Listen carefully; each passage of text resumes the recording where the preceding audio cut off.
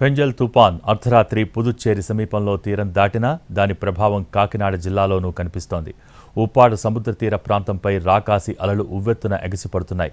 ఉప్పాడలో ఈదురుగాలులు వీస్తున్నాయి. వర్షం కురుస్తోంది.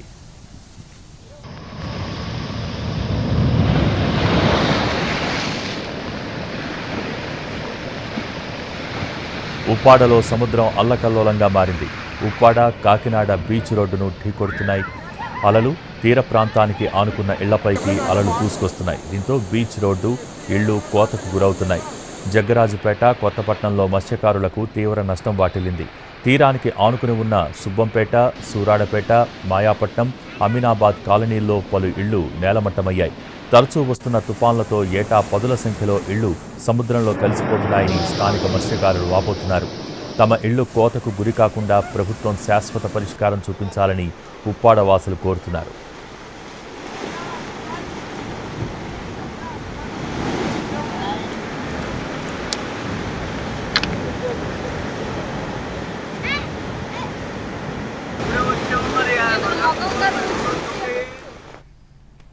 ఉప్పాడలో అలలు ఎగసిపడుతూ ఉండడంతో చేపల వేటకు వెళ్లవద్దని మత్స్యకారులకు ముందస్తు హెచ్చరికలు జారీ చేశారు అధికారులు.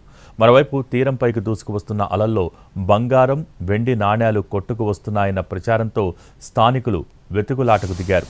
భారీ అలల్ని సైతం లెక్క చేయకుండా బంగారం, వెండి ముక్కలు, నాణేల కోసం యువకులు, మహిళలే కాదు వృద్ధులు, చిన్నారులు కూడా తెగ వెతికేస్తున్నారు.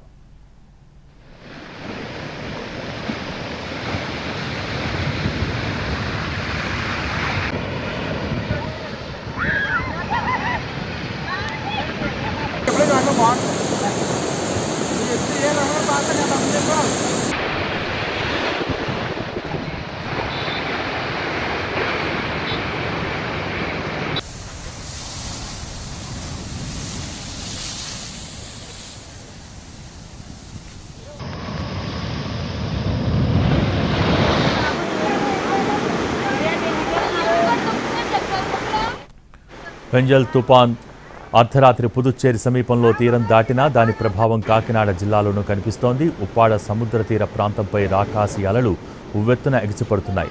ఉప్పాడలో ఈదురుగాలులు వీస్తున్నాయి. వర్షం కురుస్తోంది. ఉప్పాడలో సముద్రం అల్లకల్లోలంగా మారింది. ఉప్పాడ కాకినాడ బీచ్ రోడ్డును ఢీకొడుతున్నాయి అలలు.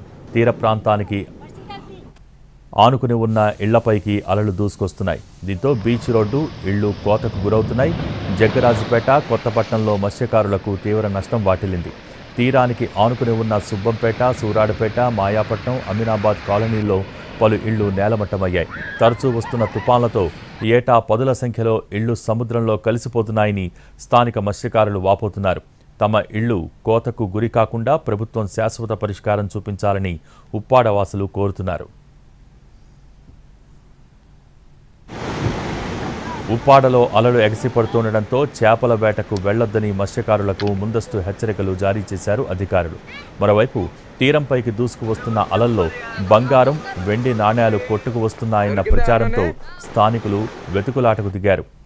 భారీ అలల్ని సైతం లెక్క చేయకుండా బంగారం, వెండి ముక్కలు, నాణేల కోసం యువకులు, మహిళలే కాదు వృద్ధులు, చిన్నారులు కూడా తెగ వెతికేస్తున్నారు.